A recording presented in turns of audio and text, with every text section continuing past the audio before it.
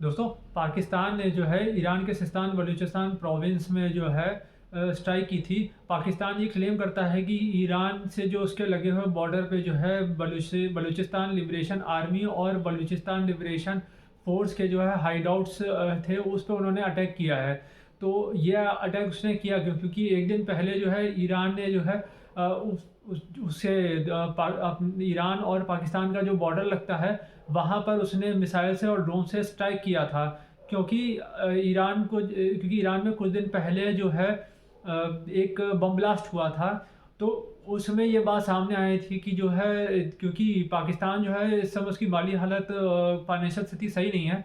तो वो अमेरिका को खुश करने के चक्कर में जो है जो बम ब्लास्ट हुआ था ईरान में, उसके उसके तार जो है पाकिस्तान से जुड़ते हुए दिखाई दिए गए थे।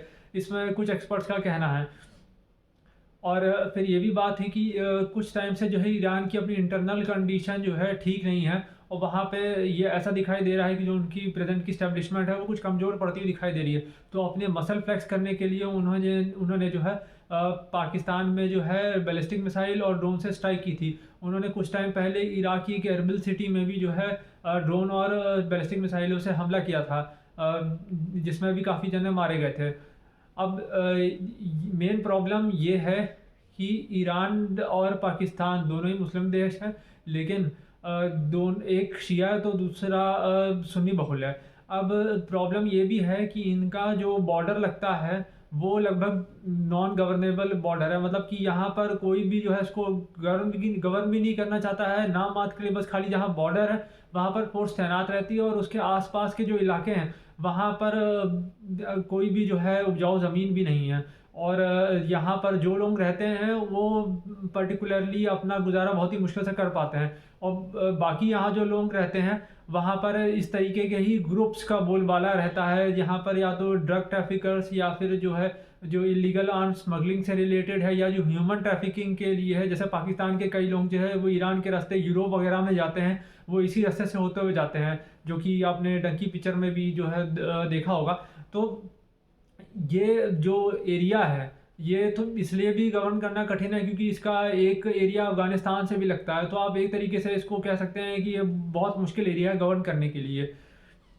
और जो ईरान ने ड्रोन और बैलिस्टिक मिसाइल के ज़रिए जो स्ट्राइक्स की थी, वो जुंदुल्ला नाम का एक ग्रुप है उस पर की थी। और इसका ये बेसिकली जो है एक एथनिकली सुन्नी बलोच क्या कहते हैं ग्रुप है, जो कि ईरान के अंदर जो है कई बार बम धमाके और कत्ल गारत में जो है इन्वॉल्व पाया जाता है।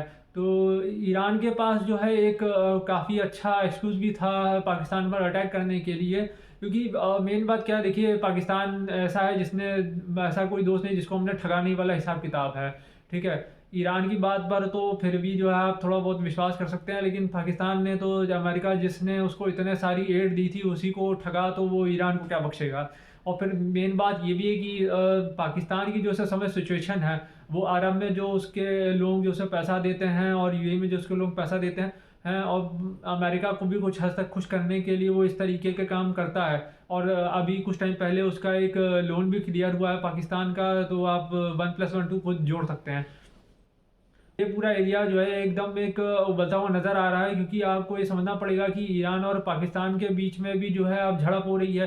अब पहले ईरान ने जो है अटैक किया, पाकिस्तान ने उसके ऊपर किया है। अब दोनों चुप बैठते हैं या उसको क्या करते हैं। दूसरी तरफ इजराइल और हमास के बीच में जंग 25,000 लोग स्वाहा हो चुके हैं। अब दूसरी तरफ हूती विद्रोही जिसको ईरान बैक करता है, वो जो है रेड सी में अपना तांडव मचाया हुआ है। आसपास आने वाले जितने भी मालवाहक जहाज हैं वो उनके ऊपर अटैक करता है। तो अब ये जो सिचुएशन है, इसमें अगर किसी ने भी एक गलत कैलकुलेशन किया तो एक बड़ी लड़ाई छिड़ सकती है। और आप ये नहीं कह सकते कि नहीं छिड़ सकती है। किसी ने नहीं सोचा था कि यूक्रेन और रशिया की लड़ाई होगी और वो भी इतनी लंबी चलेगी। उसके बाद फिर किसी ने नहीं सोचा था कि इसराइल और हमास के बीच में जंग होना स्टार्ट हो जाएगी और इसमें 25,000 लोग मर जाएंगे। तो आप कुछ कह नहीं सकते आजकल के टाइम में। और दूसरी बात ये भी है कि एक कोल्ड वॉर 2.0 भी स्टार्ट हो चुका है चीन और अमेरिका के बीच में। तो पर्दे के पीछे क्या चल रहा है किसी को पता नहीं है। और अभी आप खुद देखिए कि पाकिस्तान और ईरान के जो मंत्री थे वो कुछ टाइम पहले दावोस में जहाँ तक मिले थे, और उसके तुरंत बाद ही ईरान ने जो है पाकिस्तान पर जो है ड्रोन और बैलिस्टिक मिसाइलों से जो है हमला किया, और उसके फिर एक दिन बाद पाकिस्तान ने किया। तो आप ये देखिए कि एक दिन पहले कुछ हो रहा है और एक दिन बाद कुछ हो रहा है। तो आजकल के टाइम में आप इस समय तो पर्टिकुलरली आप अंदाज़ा नहीं लगा सकते हैं, और ख़ासकर जब दोनों ऐसी कंट्रीज़ हैं, जो ईरान में भी नेशनलिज्म की कमी नहीं है और पाकिस्तान के लोग भी जो है इस समय उनको कुछ ऐसी चीज़ जोश वाली चाहिए, क्योंकि इंडिया से तो वो जीत नहीं सकते, और इकोनॉमी के मामले में तो वो वैसे ही भिखारी हैं। तो एक ये भाई सॉलिड फैक्ट है सब। अब आप उसको माने चाहे ना माने, तो लिटरली वो जो है पैसे के लिए हर जगह भागते फिरते हैं। ईरान के खुद मुख्तार देश है, कम से कम वो इतने साल से सैंक्शन में जो है टिका हुआ है। तो अब इस बात को देखिए कि इतने टाइम में सैंक्शन से टिके होने के बाद भी उसकी कैपेबिलिटीज़ में कोई बहुत ज़्यादा कमी नहीं है। अभी रशिया ने उसको Su-35 वगैरह दिए हैं और ट्रेनर जेट भी दिए हुए हैं, तो आने वाले टाइम में उसकी कैपेबिलिटीज़ बढ़ ही रही हैं। और आप जो लोग ईरान को नज़रअंदाज करते हैं बड़े प्लेयर के ज़रिए, तो आप ये ज़रा देखिए कि ईरान का इन्फ्लुएंस इराक में भी है, वो भी एक शिया बहुल देश है, अच्छा खासा इन्फ्लुएंस है। यमन में भी है, जो कि सऊदी अरेबिया देखिए जस्ट पास ही में है। अभी कुछ टाइम पहले हूथियों ने जो है सऊदी अरेबिया की जो है ऑयल रिफाइनरी जो है उड़ाई थी।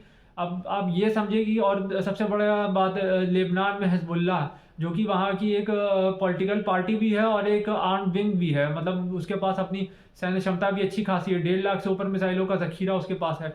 तो जो लोग इन सब लोगों को, ईरान को कम आंकने की भूल कर रहे हैं, वो बहुत बड़ी गलती कर रहे हैं। क्योंकि और सबसे बड़ी बात है, ईरान ने ये सब जो है प्यादे जो अपने फिट कर रखे हैं, वो इसीलिए लेकर रखे हैं कि अमेरिका उसके नज़दीक ना आए। लेकिन कभी कभार कैलकुलेशन में गलती भी हो सकती है, क्योंकि अमेरिका को भी कम आंकने में आप भूल ना करें। अमेरिका में भी जो है इस समय इलेक्शन है, और हर 5-10 सालों में अमेरिका को लड़ाई का बुखार चढ़ता है, तो अब किसकी बड़ी चढ़ेगी ये नहीं पता है। तो आशा करते हैं कि शांति जल्दी से जल्दी जो है इस रीजन में शांति वापस आए, इजराइल और हमास की भी जंग रुके, और पाकिस्तान और ईरान का बॉर्डर भी थोड़ा ठंडा रहे। क्योंकि देखिए लोग कहीं के भी मरे, नुकसान जो इंसानियत का ही रहता है, और इसमें कोई खुश होने वाली चीज़ नहीं है। धन्यवाद दोस्तों, थैंक यू।